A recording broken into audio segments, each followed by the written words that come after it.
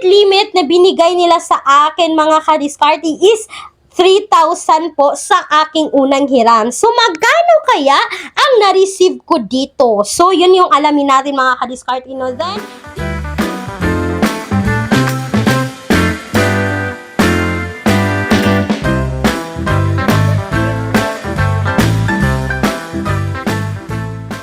hello, what's up mga kadiskarte? Welcome back again dito sa aking YouTube channel. This is Clarice, ang inyong madaldal na kadiskarte. So sa video na ito is pag-uusapan natin itong online loan app na VIP at hindi VIP. So sa video na ito mga kadiskarte, ibabahagi ko sa inyo yung kaibahan po ng online loan app na VIP at yung hindi pa siya VIP. Kung magkano yung interest nila sa online loan app na hindi pa siya naging VIP at pagdating dito sa kanilang VIP offer. So yun mga kadiskarte, at ibabahagi ko rin sa inyo kung talaga bang installment na pagdating dito kay VIP na ito. So, yun yung pag-uusapan natin sa video na ito. Kaya, keep on watching. So, yun mga kadiskarte, bago po tayo magsimula, is disclaimer po muna tayo. So, hindi ko sinasabi na mangutang po talaga kayo sa online loan app na babanggitin ko sa loob ng video na ito. Mga kadiskarte, pag-isipan po nating mabuti, do a research muna, alamin po muna natin magkano yung interest, kailan siya babayaran para po alam natin at para hindi tayo magsisi sa huli. Huwag kayong mangungutang mga kadiskarte nang hindi alam yung buong detalye. So mga kadiskarte, para kayo ay makasali sa aking pa-monthly GCash giveaway, please huwag kalimutang i-like ang video na ito, i-share po at mag-leave po ng comment sa comment section para makasali. At mga kadiskarte, kung nagustuhan ninyo ang video na ito, please huwag kalimutang mag-subscribe at i-click ang bell icon para po ma-update kayo sa bawat video na ibabahagi ko sa inyo. So yun mga kadiskarte, kung kayo ay employed or self-employed at gusto nyo mag-apply sa bangko, please message mo po ako dito sa details na ito para maibahagi ko sa inyo yung buong detalye. Kulang ang budget, ang mahal ng mga bilihin. No problem, may solusyon tayo. Gamit ang isang valid ID, makakautang ka na sa loob ng 10 minutes o mas mabilis pa. Mag-apply ng loan kahit anong oras, kahit gabi o kahit weekends or holiday. Maaaring i-check ang pinned comment sa video na ito, bisitahin ang link at mag-apply na. So yun mga kadiskarte, hindi na natin to patatagalin pa. Pag-uusapan natin sa video na ito is all about iPeso. Mga kadiskarte, si iPeso is meron ding iPeso VIP. So mga kadiskarte, ibabahagi ko lang sa inyo kung papaanong proseso ng pag-fill out or pag-apply dito sa kanilang online utangan na ito. So mga kadiskarte, si iPeso is makikita po natin siya sa Google Play Store, at si iPeso VIP din mga kadiskarte is makikita natin sa Google Play Store. So mga kadiskarte, una po ako dito nag-apply kay iPeso. So yun mga kadiskarte, nag-apply po ako or nag-install po ako ng app ni iPeso. Pagkatapos mo mag-install dyan mga kadiskarte, is kailangan po nilang i-access ang inyong location, SMS, yung installed application ninyo, tapos yung camera at yung storage ninyo. At pagkatapos yun mga kadiskarte, is kailangan po nating i-agree ang kanilang privacy policy. At pagkatapos mo dyan mga kadiskarte, is kailangan nyo po maglagay dito ng active mobile number kasi po magsisend sila ng OTP code. At pagkatapos dyan mga kadiskarte, is ito na yung bubungad.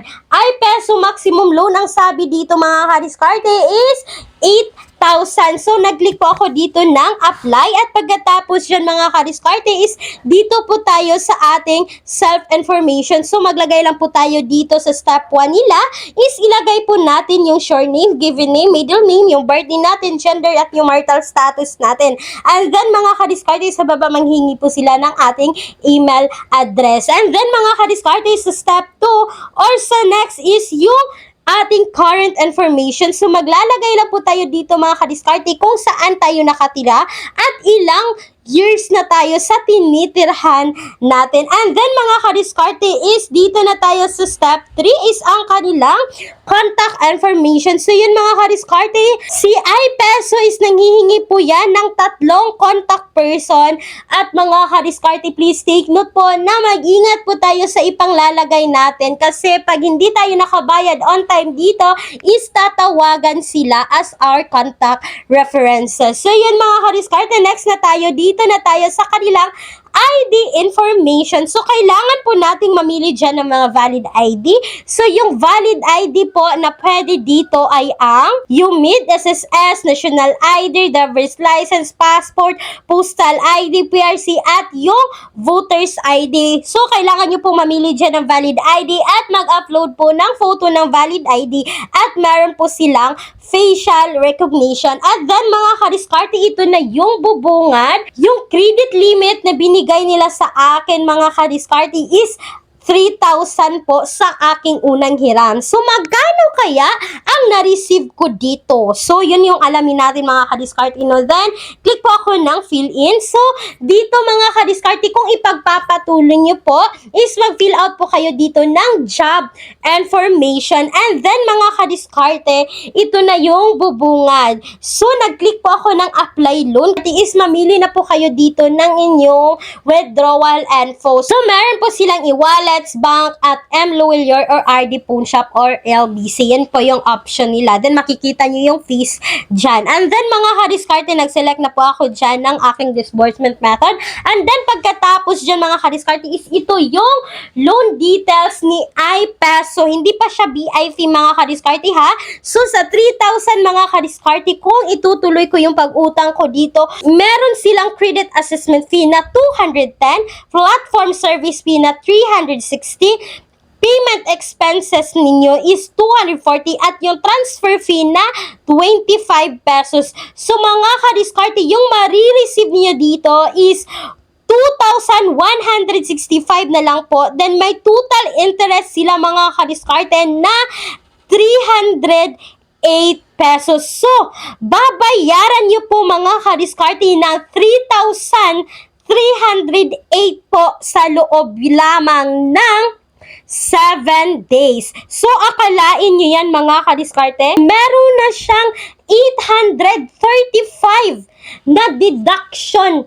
Hindi pa kasama dito yung interest na 308 sa loob po yan ng 7 araw. So, aabot po mga kadiskarte ng 1,143 kasama na yung deduction nila at yung total interest nila sa loob niyan ng 7 days. So, yan po yung offer ng iPeso. So, pagdating dito sa kanilang VIP offers mga kadiskarte, welcome to iPeso, VIP na po tayo. So, the way po kayo mag-fill out dito mga kadiskarte is ganun pa rin mga kadiskarte. Kailangan nyo pa rin ilagay dyan ang inyong mga info kung paano kayo nag-apply sa kanilang iPeso lang. So, yun mga kadiskarte. Pero, dito sa VIP mga kadiskarte, yung offer na lang nila sa akin is 2,500.